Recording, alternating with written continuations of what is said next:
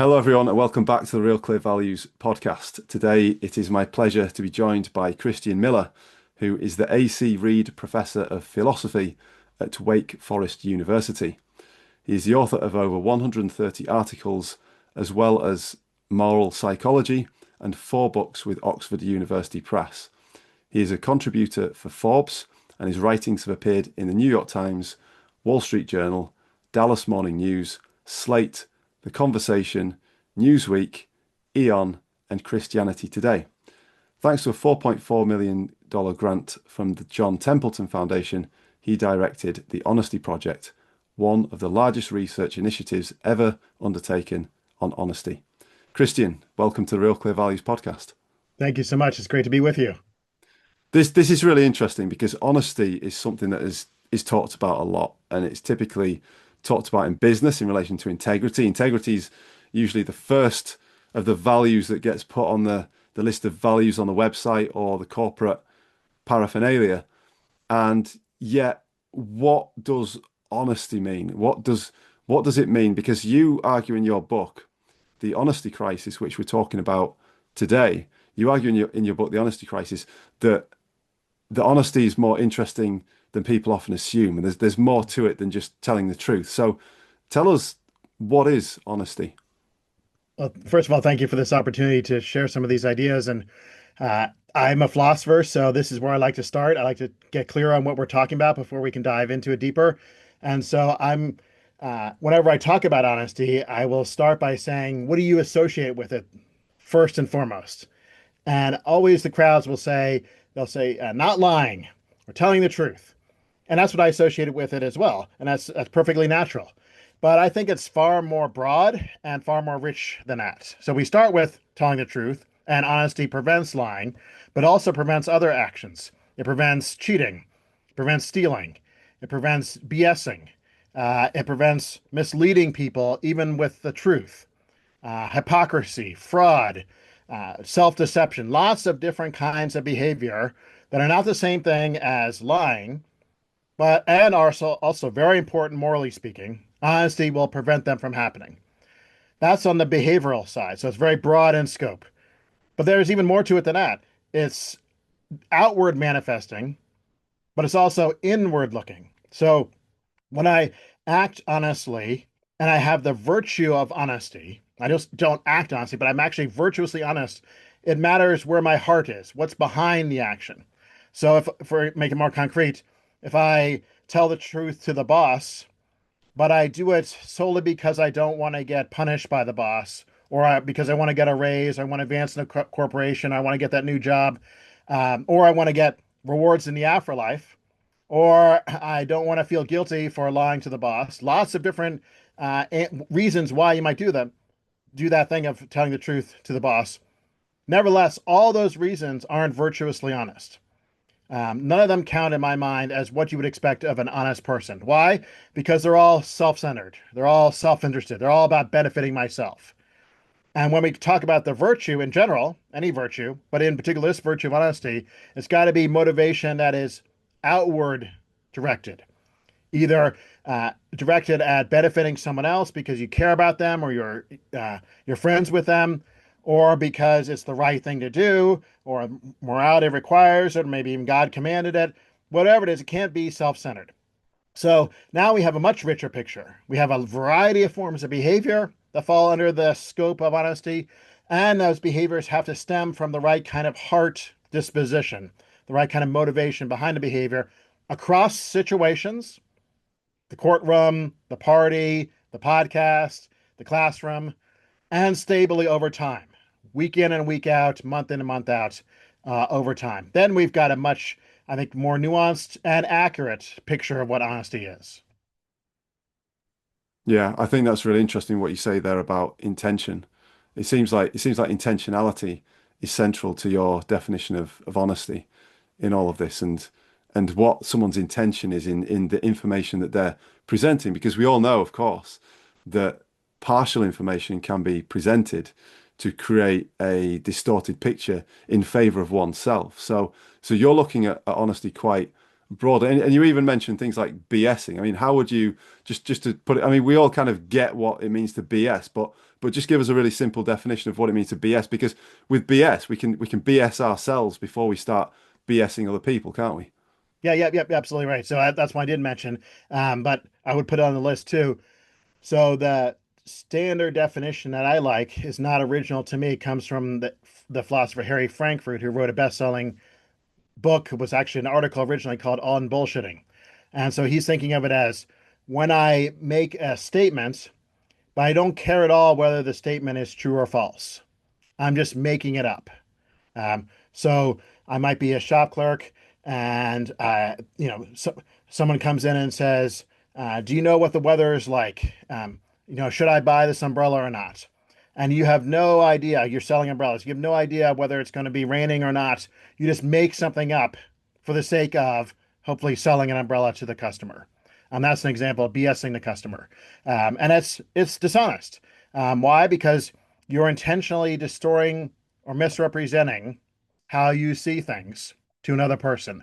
And that is the core of dishonesty. So it falls under the purview of honesty as well. Yeah, yeah, good stuff.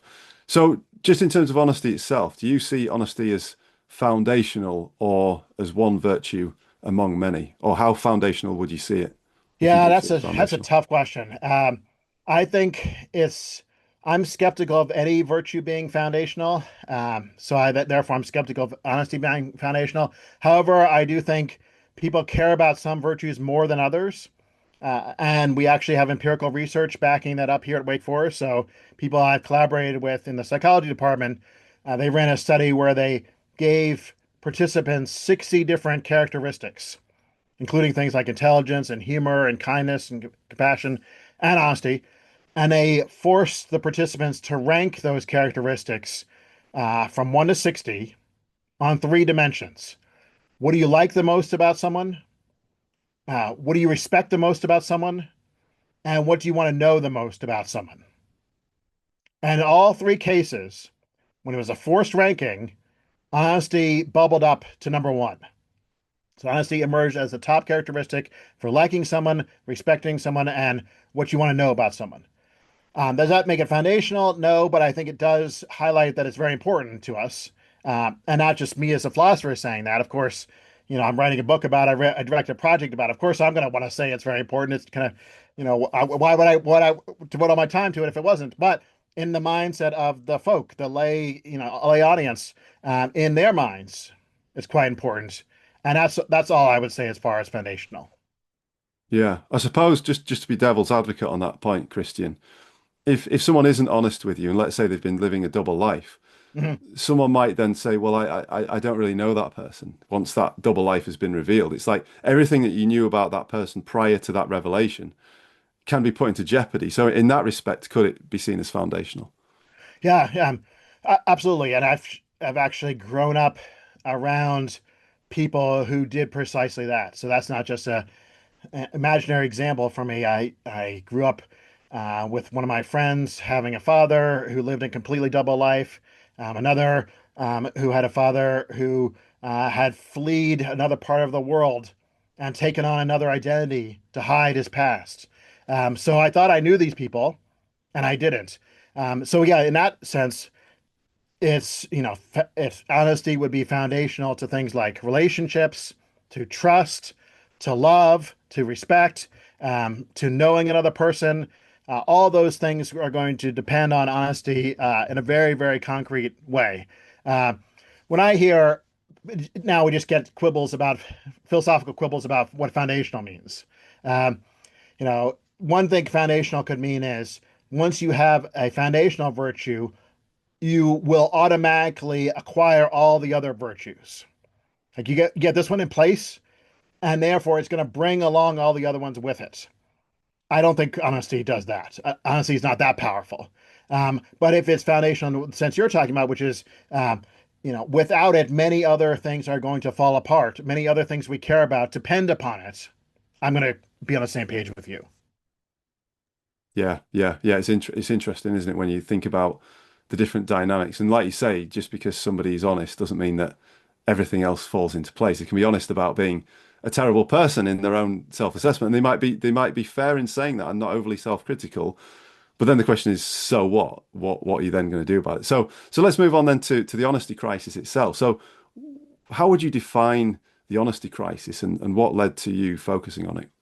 Yeah, so I think of it as many honesty crises, alas, not just one. When I'm characterizing an honesty crisis is something like this. Uh, it's a situation where there's always been dishonesty, so we're not starting from scratch. There's often a long history of dishonesty, but something has changed. And what is that? Well, now there's an opportunity to be dishonest, and it's less likely you're going to get caught, and it's more tempting to be dishonest. So it's twofold. The temptation has gone up for whatever reason. It's seen as more rewarding, a better payoff to be dishonest, and the likelihood of getting caught has gone down. And when you put those two together, that's a bad combination. And so that's going to incentivize more dishonest behavior. And so I don't say that there's one honesty crisis going on in society today. When I say society, I mainly focus on Western society. I don't want to paint too broad a brush. Um, I in the book actually offer 6 case studies of where this is happening, some of which don't really connect to each other. So it's in kind of disparate areas of society, although there's an underlying theme of technology running throughout all of them. So the ones I focus on, we can go into any or none of them if you like.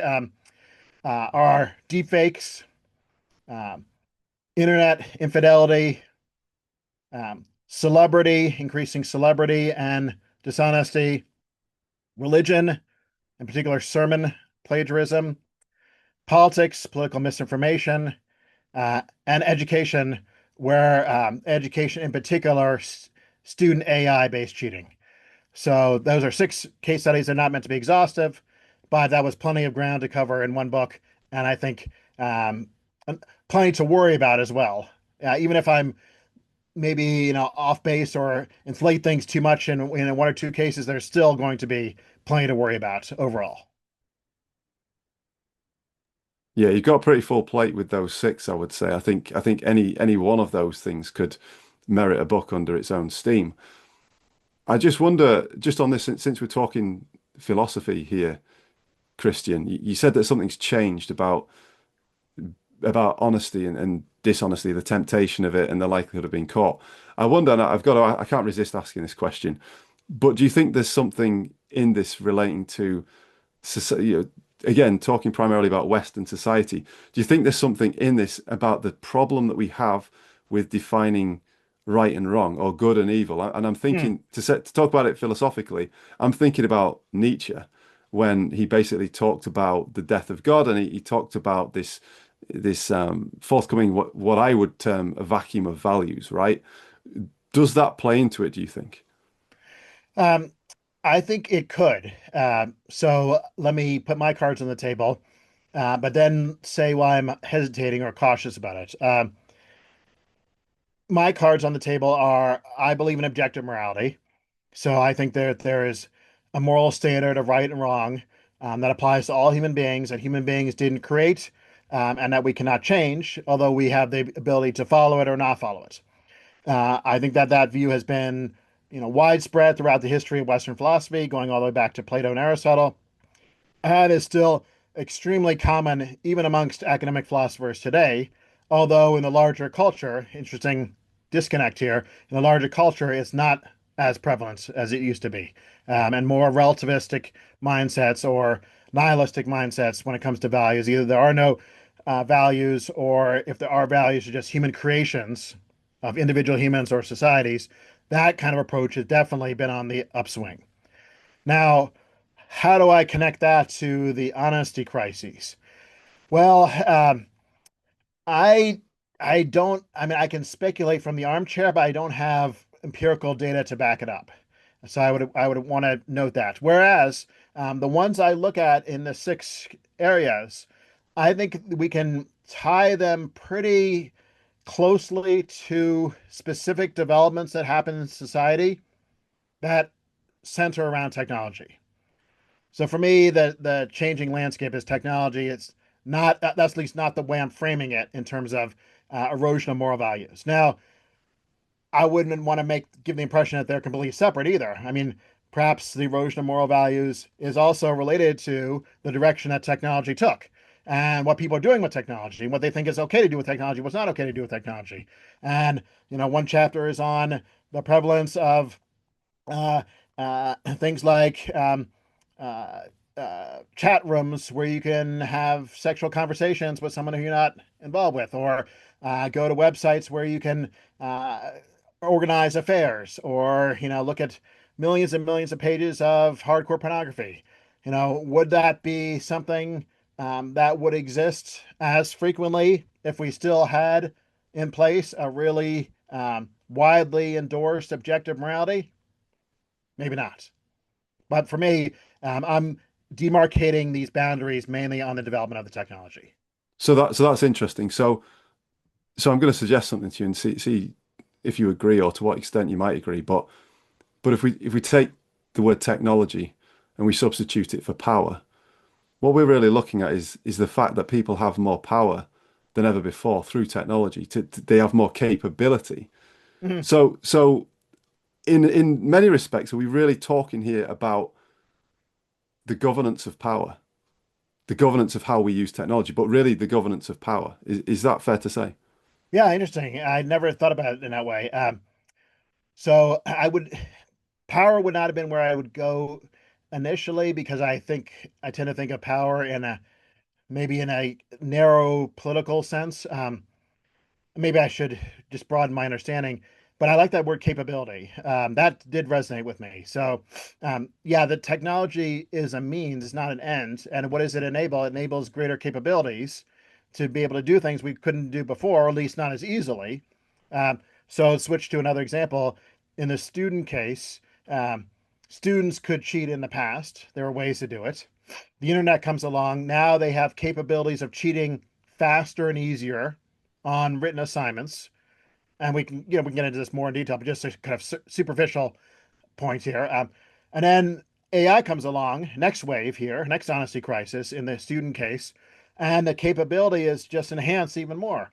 So now, instead of having to dig around on the internet and find stuff and then modify it so it doesn't look so obviously cut and paste, you can just give instructions to this technology that will spit out for you in the course of 5 seconds a perfectly acceptable paper that you can turn in and get a good grade on.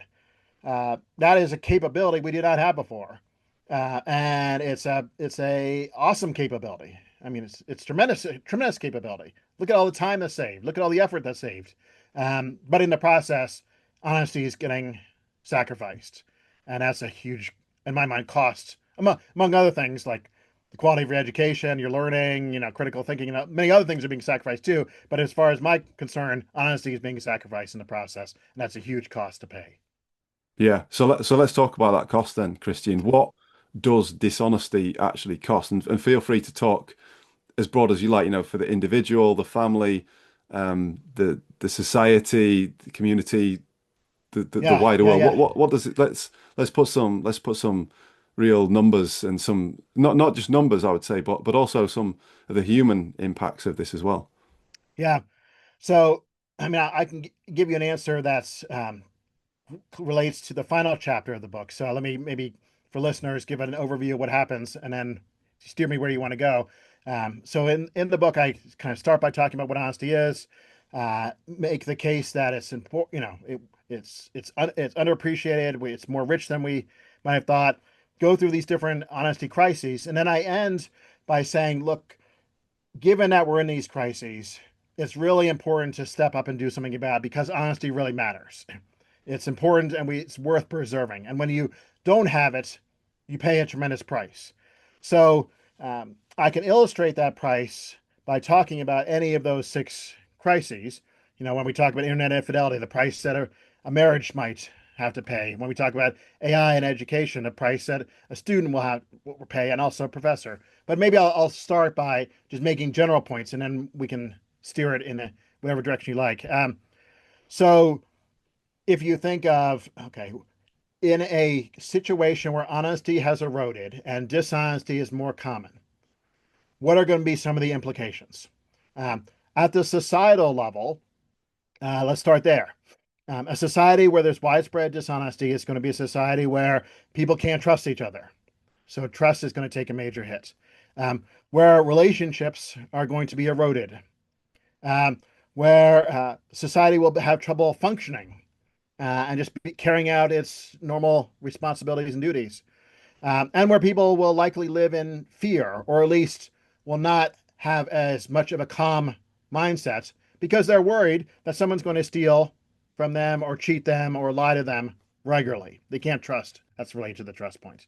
Um, if we take a step down from the big heading of society to the level of personal relationships, well, I think it's pretty immediate, what the price is going to be if honesty erodes.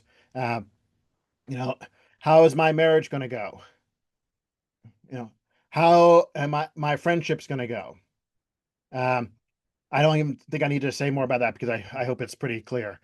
At the individual level, now here's where it gets the hardest, I think, because at the individual level, there's always this temptation to go with the double life.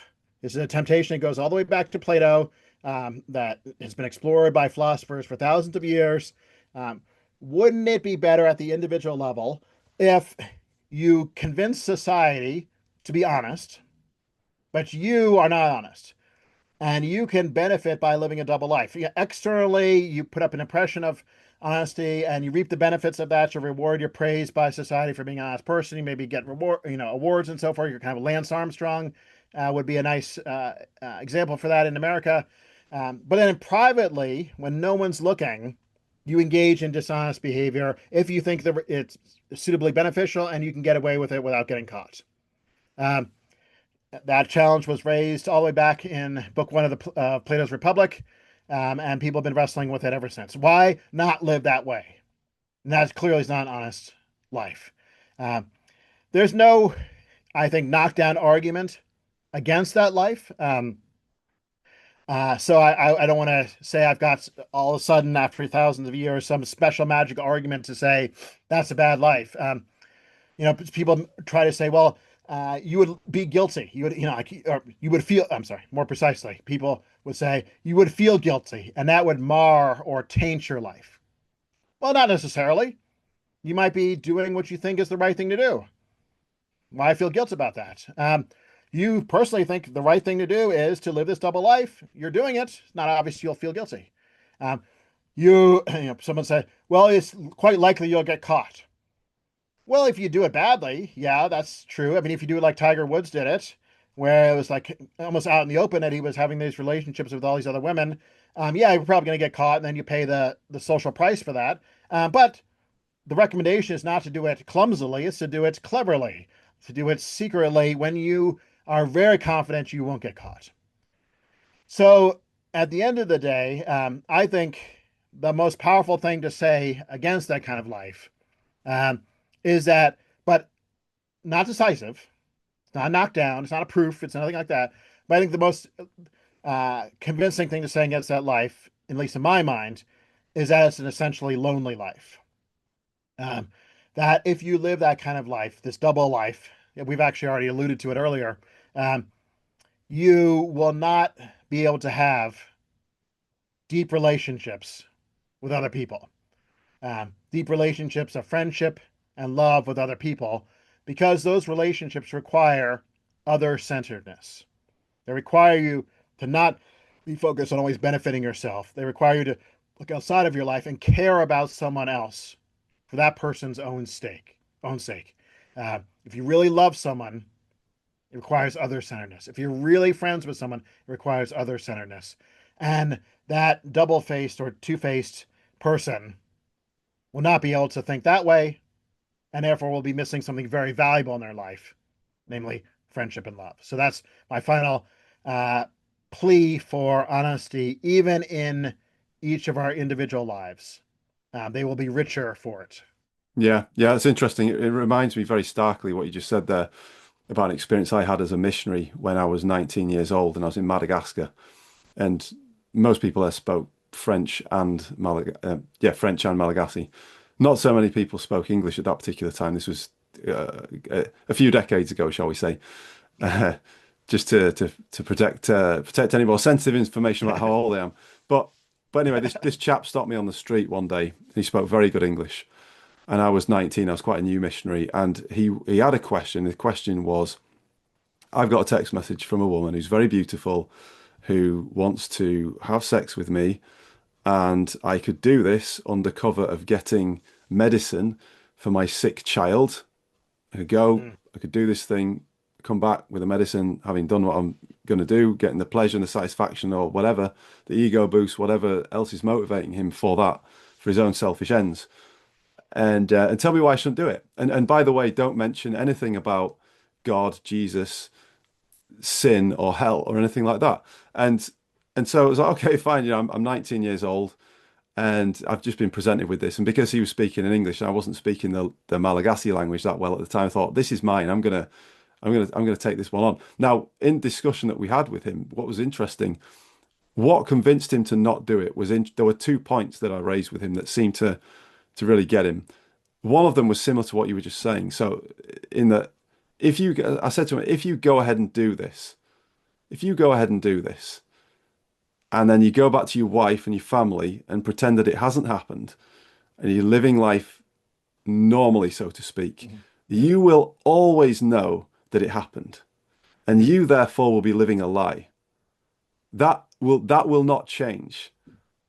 You will be living a lie. So the basis of your relationship with your wife and your family will be built on a lie. It will be false. So any joy that you have from that is almost negated by the fact that it's built on a false premise that you have acted in fidelity, that you have been faithful, that you've not done this act of betrayal. That got him. And also the other more cheeky thing was you already know the answer because if you had any doubt, if you were so convinced that it Yeah. was the right thing to do, why are you asking a 19-year-old on the street at dusk in the middle of Yep. the city centre in Madagascar. And he's quite cross actually. He's quite angry because he said to me, he said, "You win." He actually used that phrase, said, "You win," and he's quite angry when he said that. And I thought this is interesting because there was a real struggle. It was like this was somebody who was as he told me, he was raised Catholic, but he'd moved away from the Catholic Church and he didn't he Mhm. didn't live by those values so much. But this is someone who was having a real struggle with the immediate gratification that he could have had from that experience. And he Mhm. told me how great this experience was going to be and all the rest of it. And he was sold on that. But then he knew in the long term, so there was a long term, short term dichotomy and struggle. It was like a tug of war that was going on in this guy's soul. And I could really feel it. And I always remember the way that he said, "You win," and the way that he was so angry about saying that you win. No. And he didn't go ahead and do it. But it's like you say, there is that inner conscience thing. But also equally, as you point to, that isn't a knockout blow necessarily against living a double life, because there are some people who will not care, right? This guy, that clearly resonated with him, but other people might say, well, you know what, I don't actually care because I've done it before and I'll do it again. Yep. I was just messing about with two young missionaries and having fun with them, right? So there is that side of things as well. But fundamentally, it's about, like you said before, with honesty, whether you're telling the truth or not is about intention. But also whether you're living a good life or not is about intention. What life do you intend to live? If you Mhm. intend to live as a man or woman of integrity, and so that the people who you love and care about the most and people who love and care about you the most, they know you, and everything in the basis of that relationship is built upon truth, Mhm. notwithstanding imperfections, because we're all imperfect, we all make Mhm. mistakes, but there's no hidden double life, there's no nefarious acts that are going on behind the scenes. So I find that really interesting. A little bit of a tangent there, Christian. I No. forgive me for that, but what you said No. really resonated because I think the answer to this in a lot of cases is self-governance. It is people governing themselves because, like you say, it's easy for people to get away with stuff now than it has been in the past. Mhm. So then, does it not behoove us to be more effective at self-governance or governing ourselves? What would you say to that? Yeah, yeah. I mean, there's so many rich points you made there. I think I just want to echo basically everything you said. Uh, Powerful story. In that kind of case, I agree. Uh, that person was already wrestling with it. That person had a conscience that was pushing back against what they were thinking about doing. Person might have been consumed with guilt later on if they had gone ahead with it. Uh, I'm really impressed with you coming up with these points at age 19. So, credit to you. Um, I also note what you nicely qualified, which is that people are different. There's lots of individual differences. There are, at the extreme psychopaths who don't seem to have any kind of emotional reservations about doing morally wrong things. I wouldn't want to focus the discussion on them, but there are non-psychopaths who just are already on board with the idea of living this double life. And the more they do it, the easier it becomes. So the Ashley Madison website is not a website you can go to and organize, arrange affairs. So you're already married or in a relationship, and you're going there to arrange a covert affair. And studies of people who have used that website find that many of the users were already having affairs before, and when they use the website successfully, in their eyes, they are not very dissatisfied afterwards. They report a high degree of satisfaction and very little guilt. That's a discouraging fact. Now, to your last point about self-governance, I think you're right about that. So when these opportunities, these capabilities are increasing and the risk of detection is going down, uh, where does the onus fall on people now? It falls on them. It's not so much society looking over their shoulders or their family structures or their religion looking over their shoulders. It's them having to do the work of governing themselves because they know that they could go down this path and probably not get caught. Um, Alas, I think that's a recipe for concern because left to our own devices, we know throughout human history, left to our own devices, we make a mess of things. And our capacities for self-governance need to be strengthened. Yes, we need to become more virtuous, need to be better in this area, but we're starting from a place of being very mixed creatures. In my earlier research, I was talking about how good are people in general. And I found, having studied hundreds and hundreds of research studies in psychology, that the overall picture is one of mixed character. It's not just honesty. I'm talking about in general. How good are people? People tend to not be good. They tend not to be bad. We're pretty much a mixed bag. So if we're starting from that position of being a mixed bag and then putting more and more responsibility on our shoulders of having to self-govern ourselves in the face of increasing temptation to do dishonest things, that makes me pessimistic. I don't. Mm. I don't think we can. We have tend to have the moral reserves and the moral strength to navigate these waters on our own. Yeah, and that comes back to what I'd say about Nietzsche's point about what he called the death of God, or at least the decline of religion or practiced religion. I'm not talking about people virtue signaling here with, No. quotes about this and that and the other to say that to suggest they're virtuous by that association with religion or religious practice, but actually practicing religion. So it's almost like we need a framework of morality, don't we? We need some sort of a yardstick, some sort of a standard, don't we, in order to behave ourselves. Is that fair to say? Um, I think that's fair to say, but I think that's only one component of what we need. So here's the yes, and then here's the no. Yes, that's very helpful. Some, it hasn't gone away completely. There are a number of people, especially in my world of philosophy, who still hold on to this idea of an objective yardstick. Um, but let's grant that that yardstick is in place. That's more on the intellectual side. It's more on the cognitive side. You still need to get people motivated sufficiently to live up to the yardstick and not fall into temptation to do other things instead. So let me make that less abstract. In the student context, um, there's good reason to think that most students believe cheating is wrong. And that's not just their opinion, but that they really believe it. That's, we could use the yardstick again. They think that it's a moral principle that cheating is wrong. Um, let's grant me that. Um, Nevertheless, there's always been student cheating. And it ramped up when we had the internet. And it's ramping up even more now with AI. What's going on? Well, having the yardstick isn't enough. It's also um, being able to push back against the counter temptation to do something that's going to be beneficial and easy for you with low risk of getting caught. And as that temptation ramps up, the yardstick is not able to do as much of its work as it used to. We can give the yardstick a boost with honor codes. I'm not sure if all your listeners are familiar with that, but in America, it's very common to have these honor codes or codes of ethics. Uh, and in my case, my students have to sign that honor code when they take an exam, or they have to write out the honor code when they turn a paper. Many schools, colleges will have these things. They've been found to be helpful. And this is related to what we're talking about because when you have this honor code, it puts students back in a moral mindset and reminds them of the yardstick.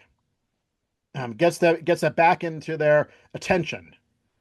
And in the past, that was actually quite effective in curbing cheating.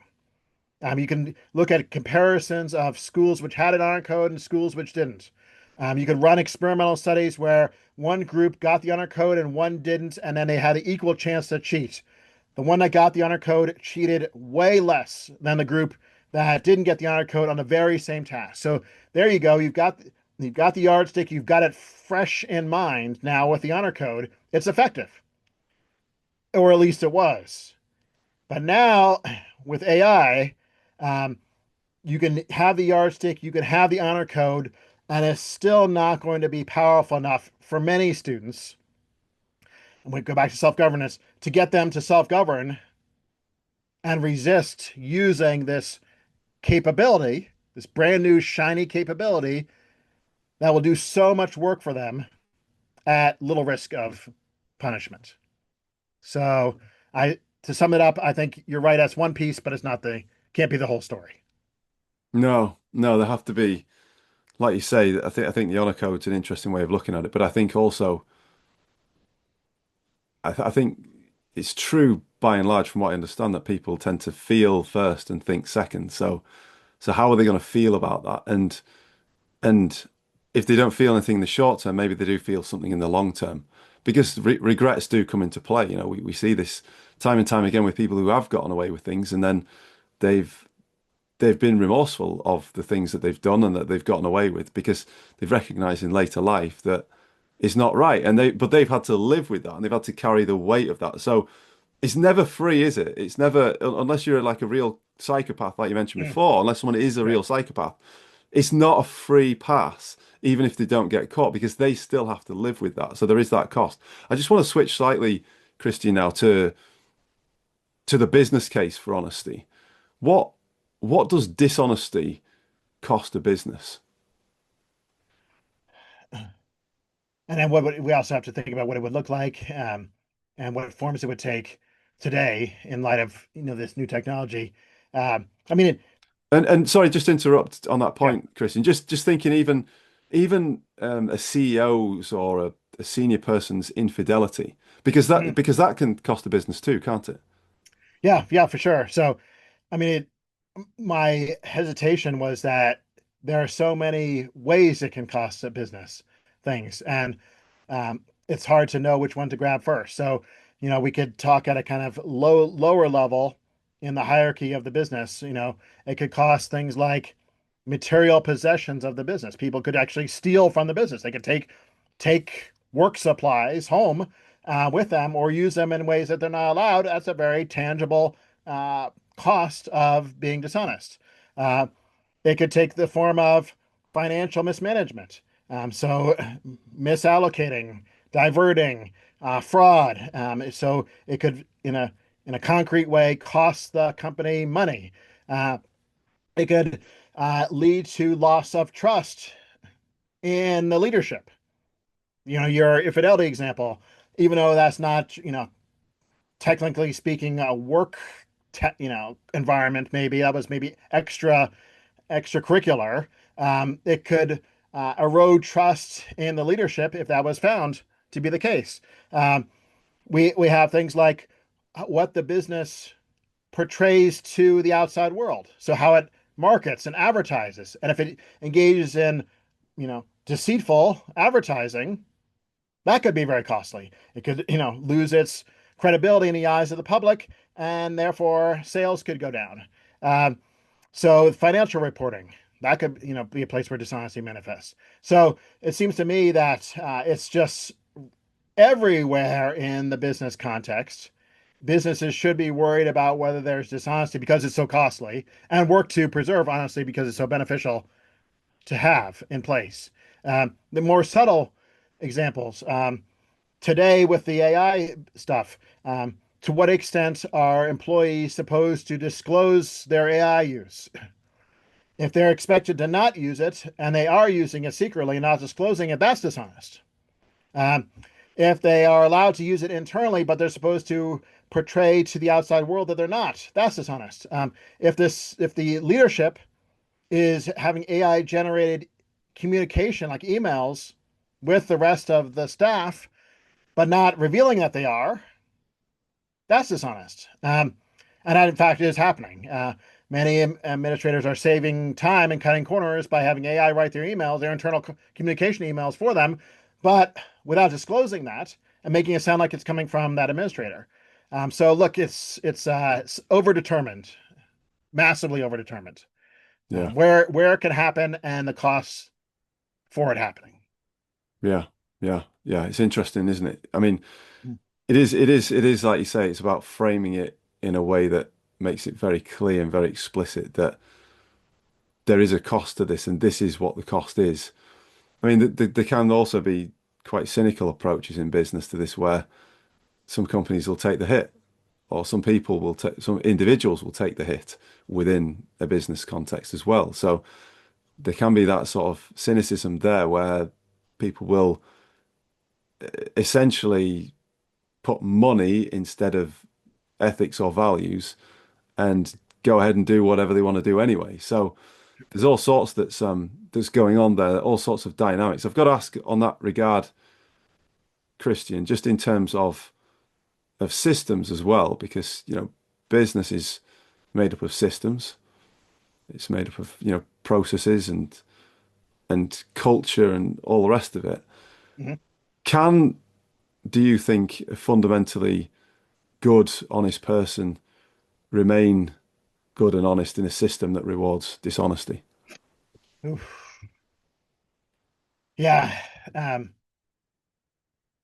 I mean that could be a question raised in all of the different kind of contexts which I investigate and we've talked about. So that could be, can an honest student remain honest when all of their peers are cheating using AI?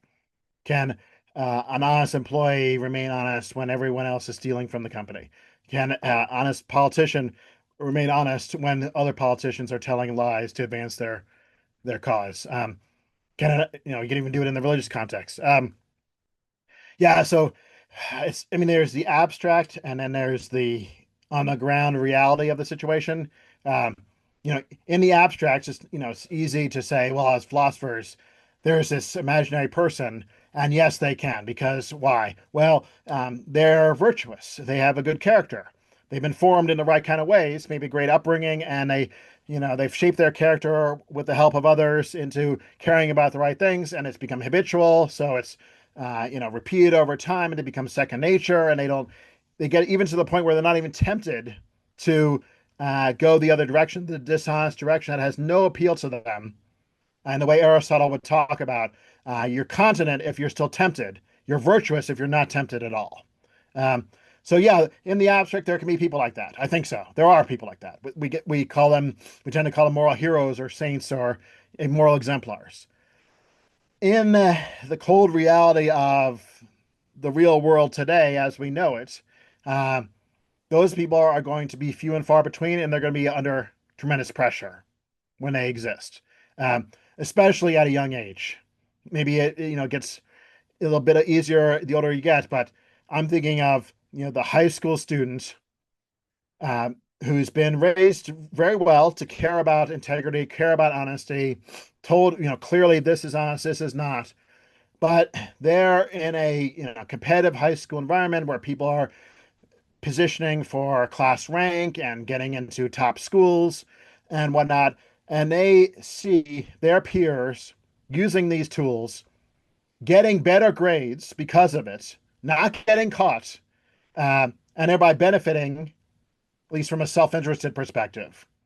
Well, they're not. So can they weather the storm? Yes, but heck, it's going to be awfully, awfully challenging. And indeed, the number one predictor of whether a student will cheat is whether they perceive cheating to be happening in their environment. The number one predictor. So it can be done, but it's hard.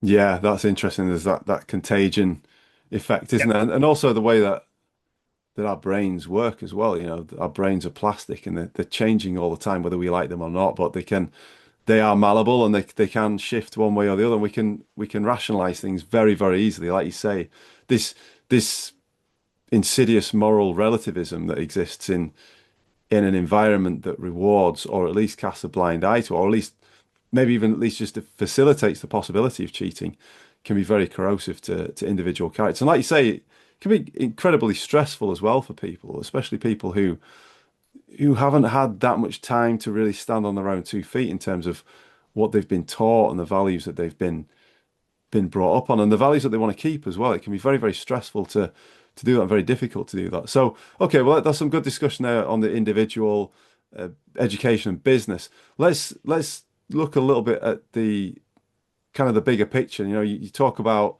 fake news and politics, and you also mentioned religion as well. So some of these bigger picture things. I mean, particularly let's particularly focus then on fake news because fake news has done a lot to damage trust in politics across the board, across the whole spectrum, to Mhm. the point that some quite outlandish conspiracy theories are now getting a lot more currency than Mhm. they would have Mhm. done in the past. So Mhm. what damage has fake news done to us Yeah. societally? Yeah. Good. Good. So so there's I think pretty clearly damage that's been done by fake news if people believe it, and internalize it and then act upon it, and then they vote in certain ways or they make donations in certain ways. I think that's pretty straightforward. What I'm worried about here, in particular, in a connection with an honesty crisis, is something that is flying a bit under the radar screen, not as appreciated as much. Um, so, so let me step back first. So we're talking about politics. It's natural to go to, right to the political leaders. Let's look at their honesty or typically dishonesty. Let's bash them for a while, and then let's feel good about ourselves after we bash them, especially if we're bashing someone on the other side of the aisle. I resist all of that in my chapter. What I want to do is center the discussion on us, the ordinary citizen, and the way in which our honesty might be eroding in the political sphere, even though we're not in power, positions of power ourselves. And then I do, as you said, center that discussion on fake news. Now, I'm not someone who's generating the fake news. I don't have that power. I'm not at a newspaper or a website or something that's producing this fake news. But the honesty crisis I'm worried about is an increasing uh, ease and temptation at distributing fake news. Um, so, uh, you know, I see something, I identify it as fake news, and yet I share it anyway on social media, thereby aiding in it being dispersed, people seeing it more, it becomes more normalized. And some of the people I'm spreading it to are probably going to believe it as genuine. So, why am I worried about this? Well, there's actually empirical studies that have been done on this, suggesting that it is a real thing, and that social media has aided our ability to do this. In the past, of course, there was fake news. In the past, it was disseminated, even though it was recognized as fake. But now we can do it so quickly and so easily at a click of a button. We can reshare, repost, get it out to hundreds or thousands of followers in the process. So, one study I highlight in particular in the chapter has to do with participants who were given this fake news headline. Um, these were Republicans so it was a U.S. context. These were Republican participants. It was clearly a fake news headline. Only 15% of them even thought it was real, so they recognized it was real. Um, but it served their political interests. It was aligned with their political. It was on immigration, so it was aligned with their view about immigration. And so, although only 15% thought that it was real or accurate, over 50% were willing to share it on social media. So, huge disconnect between accuracy and willingness to share. Unless people think it's only a Republican phenomena, the same thing has been found with Democrats. It seems to be a widespread phenomena across the political spectrum, where this material is being disseminated quicker, easier, and with fewer risk of detection. So it meets my criteria of honesty crisis than ever before. So that's what I'm really worried about. Yeah. So taking that example for now, Christian, and using that as a case in point, what would it take to reverse an honesty crisis at scale or in Yeah, organizations and even across society as well? yeah. I mean, like all these things, there's no magic formula or no like if I had the solution, I wouldn't be a philosophy professor probably anymore. I'd be doing something bigger. But here are some at least strategies that have been offered that show some promise. So it's going to be incremental progress. It's not going to be like 0 to 100 kind of progress. So one solution that's been recommended is to have fact checking for these kinds of uh, you know websites, social media platforms. So someone posts this thing, it's fake news, it's fact checked, it's flagged as fake news. Um, a downside to that is that, well, people who may like the heading or the headline or the fake news story may suspect the accuracy of the fact checkers. They might think, oh, these fact checkers are they're on the other side. They're politically motivated. I'm going to discount that. But that seems to show some promise. Uh, Another thing that seems to show some promise is source labeling. Um, so not the particular story, but the fact that it comes from a questionable site or a questionable media outlet in general. And so it's flagged because of the source it's coming from. That seems to have some efficacy. The one that is getting a lot of attraction is accuracy prompts. So, um, not flagging the particular fake news story, but before sharing it or resharing it, having some kind of accuracy prompt where, are you sure this is correct? Or surveys have found that an accurate mindset is going to be important to make sure that the truth is preserved. These kind of things are like honor codes. They function as moral reminders.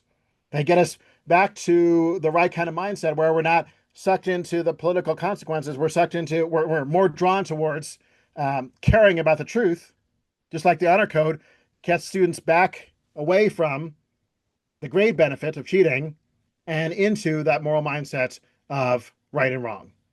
Yeah, So to yeah. sum it up, accuracy prompts, source labeling, and fact checking are three strategies that are being employed already to some extent, could be Mm, employed more, and I think would move the needle, even if they wouldn't solve the problem. yeah. So if I was going to be devil's advocate on that, Christian, I'd say these are quite technically oriented or maybe even technocratic Right. solutions. Right. Is there a more values oriented solution? I mean, there's that saying that, and it's stuck with me ever since I first heard it. It's one of my favorite quotes from Durkheim. When mores are sufficient, laws are unnecessary. Yeah. When mores are insufficient, laws are unenforceable. Is there a values related solution to this? Um, there probably is, but it's messier, is what I would say. And I would just kind of run the discussion in parallel to what we saw in the student case.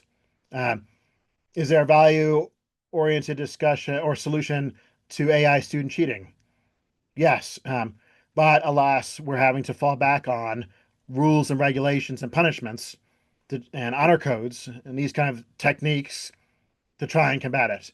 Um, so what is it going to be in the political case? Well, it's going to have to center on caring about making sure other people are not misled and are not getting misinformation and using it for bad political purposes.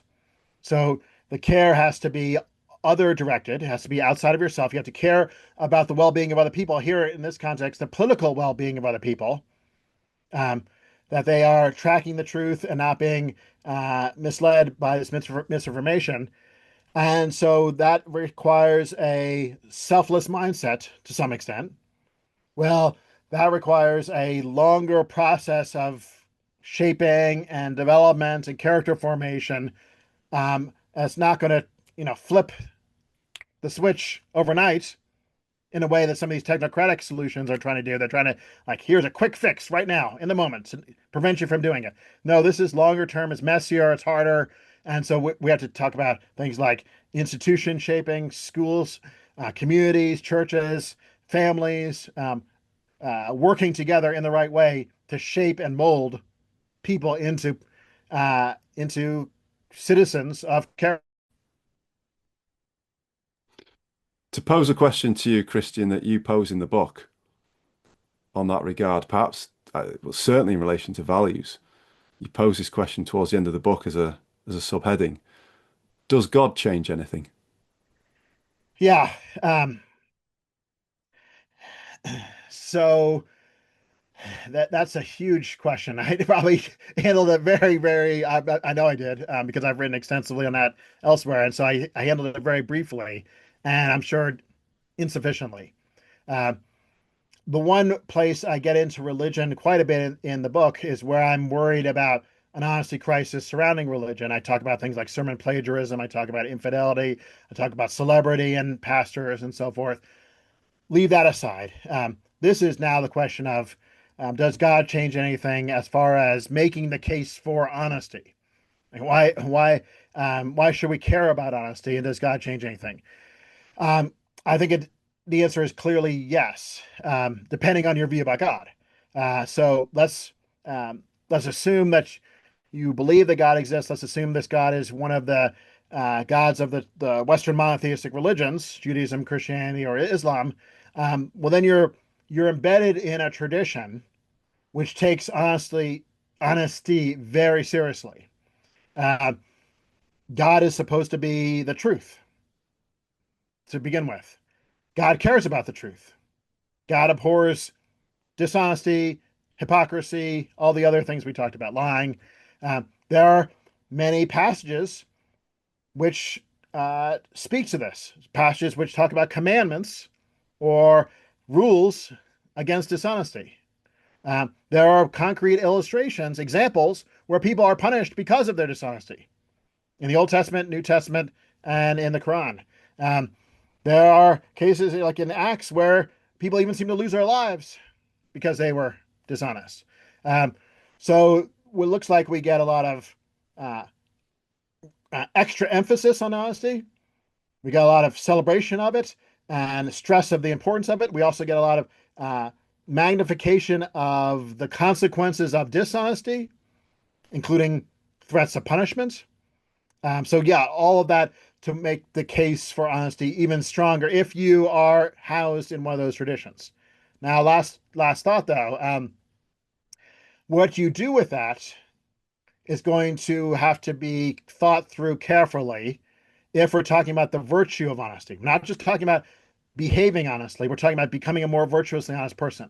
So if you're in one of those traditions and you're motivated to not cheat, lie, steal, etc., only because of fear of punishment from God, the way some people were punished in the past, the way that perhaps you might go to hell or some kind of eternal consequence that's negative. If that's your only motivator, that's not going to be virtuous. And so that's not going to help foster the virtue of honesty. It could be an effective motivator to get people to behave better, but it can't be the primary motivator for growing in the virtue of honesty. So we have to be careful how we tread here. Yeah, absolutely. Absolutely. It's that combination, isn't it, between deference to a higher authority and having charity, perfect charity, which is the end of all commandments, as it says in First Timothy. So Right. really, really interesting stuff. Really interesting stuff, Christian. Just to kind of as we've drawn to a close now, what would you say, just to make this practical? If somebody's listening to this and they think, I would actually like to live a more honest life. What does an honest life look like in practice day to day? Yeah. Um, well, I guess the first place my mind went is you don't have to start from scratch. It's not like you have to figure it out on your own. There are exemplars throughout history of honesty. And this is true for every virtue. So that's a nice thing that if you want to grow in any virtue, there are people who have done it before us, who've gone ahead of us. And we can look to their lives and see what it looks like to live that life and learn from it for ourselves. Um, this could be in the honesty context. It could take a variety of forms. We could look to Socrates in some respects. We could look to Jesus in some respects. We could look to Abraham Lincoln in some respects. In American context, he's called Honest Abe. So he's like our cultural hero of honesty. Um, hopefully, the person would have more local exemplars in their community, in their religious life, in their, if they're religious, in their friendship circle, and their family, maybe.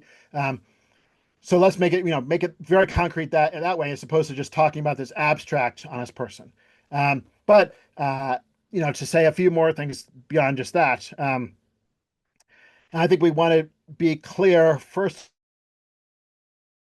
um, between honesty and dishonesty, and what forms of behavior would not count as honesty. So we're thinking about how to live this life.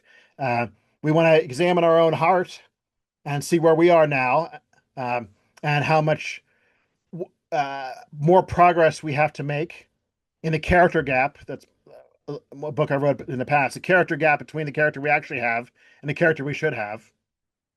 And then I think we also want to look at what concrete strategies and activities we can engage in to help us close that character gap and become a more honest person in our day-to-day life, in using concrete behaviors, concrete repetition of honest behavior to become a more honest person. So those are some initial thoughts. Thanks, Christian. That's great. Final question then. What vision would you present of a more honest future? So, yeah, this is a tough one. So there's the future that I see us heading towards, and then there's the future that I wish we were heading towards. And those are two different things. The future I see us actually heading towards is not a more honest future. That's why I wrote the book, and I see us heading more and more in the direction of honesty crises and away from honesty. Um, I guess a vision of a more honest future uh, would be one which I hope we can pivot towards, where we're not going to get rid of these capacities and these capabilities. They're not going to disappear. We're not suddenly going to stop using AI or going on the internet or any of these other things. Um, but I wish it was a future where we're using these capabilities transparently and openly with each other. Um, so my students are clear with themselves and with me about what they're using and what they're not using. In relationships, people are clear with each other about the life that they're living in private as well as with the other person. Um, in the business context, again, people are not hiding their secret lives, but they're authentic, they're real. Um, who you interact with is the real person.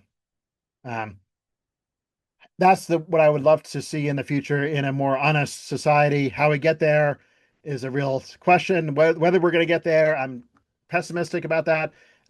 Maybe it's going to only happen in the next life. Maybe it's not going to happen in this life. So That's that's all I got. Yeah. Thank you, Christian. It's been a pleasure speaking with you. And just to remind people of your forthcoming book, I believe it's just about to be published. Is that correct? That's correct. In middle of May. Middle of May, we're going to find the honesty crisis, preserving our most treasured virtue in an increasingly dishonest world. That'll be on the shelves, published by Oxford University Press. Is that correct? That's correct. Yep. It Brilliant. So get a copy of that to read more of Christian's work. And for now, Christian, thank you so much for your time on the Real Clear Values podcast. was a wonderful conversation. Thank you for having me on. Absolute pleasure.